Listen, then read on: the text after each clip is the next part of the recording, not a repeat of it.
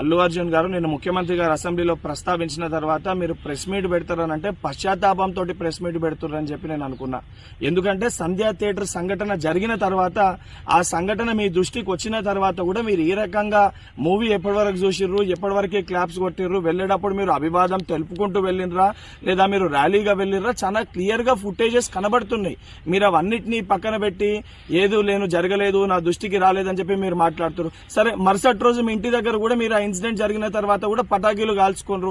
సరే, ఆ విషయాలన్నింటినీ కూడా మేము ప్రస్తావిస్తలేము అని మీరు మాట్లాడుతూ ఏమని అంటారు, తెలుగుని సత్తా చాటుతున్నాం అని మాట్లాడుతున్నారు. తెలుగుని సత్తా చాటేది ఉంటే మన వలన తెలుసో తెలియకనో ఏదైతే సంబంధించి సంఘటనలో మనుషుల ప్రాణాలు పోయే విధంగా అసొంటి ఒక చర్యలు జరిగినప్పుడు దాన్ని ఏదైతే సంబంధించి సానుభూతితోటి స్పందించి ప్రెస్ మీట్ నిర్వహించి ఆ కుటుంబానికి అండదండగా నిలిచే ప్రయత్నం చేయాలి తప్ప నిన్న ముఖ్యమంత్రి గారు ఏదైతే ఈ ప్రజాప్రభుత్వము ప్రజలకు అండదండగా ఉంటది, ఎవరు తప్పు చేసినా కూడా ఊరుకోము శిక్షిస్తామని చెప్పి ముఖ్యమంత్రి గారు వారి స్థాయిలో తెలంగాణ ప్రజానికానికి ఒక ధైర్యం ఒక భరోసా కల్పిస్తుంటే దాని తర్వాత మీరు ఈ రకంగా ప్రెస్ మీట్ పెట్టడం అనేది ఇది సరికాదు.